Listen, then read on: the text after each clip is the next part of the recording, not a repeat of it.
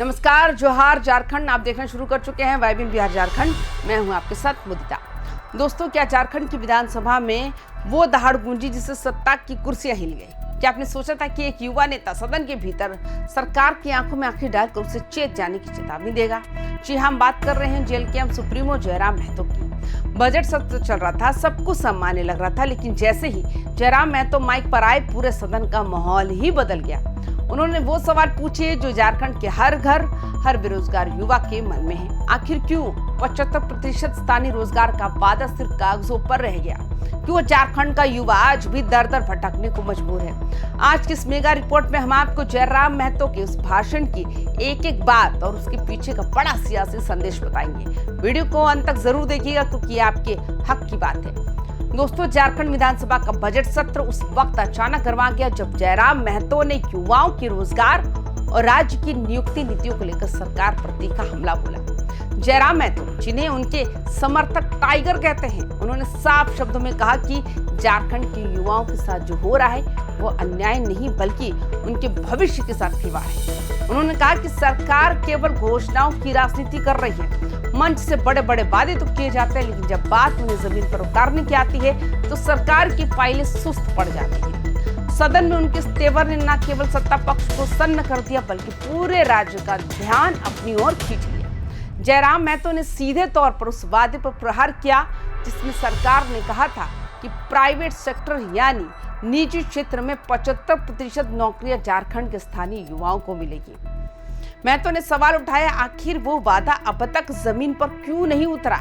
उन्होंने कहा कि झारखंड प्राकृतिक संसाधनों से समृद्ध है, यहाँ खनिज है, बड़ी बड़ी कंपनियां हैं, उद्योग है, लेकिन दुख की बात यह है कि इन उद्योगों में बाहरी लोगों को प्राथमिकता ज्यादा मिल रही है, जबकि हमारे यहाँ के युवा तकनीकी शिक्षा और योग्यता होने के बावजूद सड़कों पर धक्के खा रहे हैं। उन्होंने साफ साफ कहा कि ये सिचुएशन न केवल आर्थिक रूप से गलत है बल्कि समाज में भारी असंतोष भी पैदा कर रही है। जयराम महतो ने सदन में एक बहुत कड़वा सवाल पूछा। उन्होंने कहा कि जिस राज्य ने अपनी जमीन दी, अपना जंगल दिया और अपने प्राकृतिक संसाधन देश के हवाले कर दिए, उसी राज्य का युवा आज अपनी ही जमीन पर बेगाना क्यों महसूस कर रहा है? जब फैक्ट्रियां लगती हैं तो धुआं हमारे फेफड़ों में जाता है, जमीन हमारी छीनी जाती है, लेकिन जब नौकरी की बारी आती है तो मैनेजमेंट बाहरी लोगों के लिए रेड कारपेट बिछा देता है। जयराम ने साफ कहा कि अब खतियानी युवाओं को उनका हक देना ही होगा, वरना ये फैक्ट्रियां और ये उद्योग जिसके भरोसे चलेंगे। जयराम महतो ने सदन को याद दिलाया कि झारखंड राज्य का गठन इसी उम्मीद के साथ हुआ था कि यहाँ के लोगों को जल, जंगल, जमीन के साथ साथ सम्मानजनक रोजगार मिलेगा।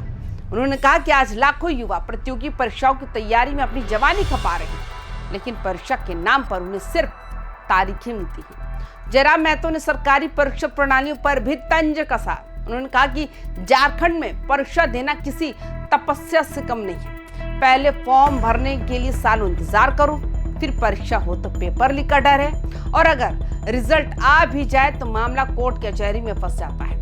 एक युवा अपनी पढ़ाई के सबसे कीमती साल सिर्फ इन तारीखों के चक्कर में गंवा देता है। जयराम का सरकार से सीधा सवाल था कि आपके पास कोई ऐसी समय सीमा है जिसमें एक युवा को उसकी मेहनत का फल मिल सके? जब सरकार खुद रोजगार के बड़े बड़े दावे करती है और बाद में मुकर जाती है तो युवाओं का भरोसा लोकतांत्रिक व्यवस्था से टूटने लगता है।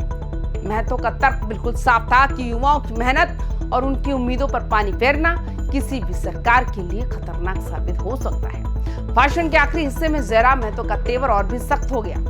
उन्होंने सरकार को चेतावनी देते हुए कहा कि सरकार चेत जाए, युवाओं के भविष्य से खिलवाड़ अब बर्दाश्त नहीं होगा।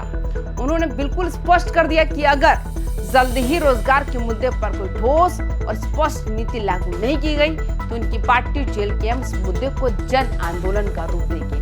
उनका संदेश बिल्कुल साफ था कि अगर सदन के भीतर जनता की आवाज को अनसुना किया गया तो वही आवाज सड़कों पर आंदोलन बनकर गूंजेगी। जयराम ने कहा कि झारखंड का युवा अब जाग चुका है और वो अपने अधिकारों के लिए लड़ना जानता है। सदन में जयराम सिर्फ चिल्ला नहीं रहे थे, बल्कि उन्होंने समाधान भी समझाया। उन्होंने मांग की हर जिले के उद्योगों में से एक लोकल एम्प्लॉयमेंट सेल बने जो सीधे विधानसभा को रिपोर्ट करे। उन्होंने कहा कि जब तक जवाबदेही तय नहीं होगी तब तक ये 75% का ये आंकड़ा सिर्फ एक जुमला रहेगा। जयराम महतो ने राज्य के सभी दलों के युवाओं विधायकों से अपील की है कि वे दलगत राजनीति से ऊपर उठकर इस मुद्दे पर एक हों, क्योंकि बेरोजगार युवा किसी खास पार्टी का नहीं है, बल्कि पूरे झारखंड का भविष्य है। जयराम महतो की इस दहाड़ ने राज्य की राजनीति में रोजगार के मुद्दे को फिर से नंबर 1 पर ला दिया। अब सवाल सरकार से है कि वो उन तीखे सवालों का क्या जवाब देती है। क्या 75% रोजगार की नीति कड़ाई से लागू हो या फिर ये सिर्फ एक चुनावी नारा बनकर रह जाएगा? आपको क्या लगता है, क्या जयराम महतो के इस दबाव के बाद सरकार युवाओं के लिए कोई बड़ा फैसला लेगी? कमेंट बॉक्स में अपनी राय जरूर लिखें। झारखंड की हर छोटी बड़ी और सियासी खबर के लिए YBN बिहार झारखंड को तुरंत सब्सक्राइब करें और इस वीडियो को हर युवा तक जरूर पहुंचाएं। जोहार, जय झारखंड।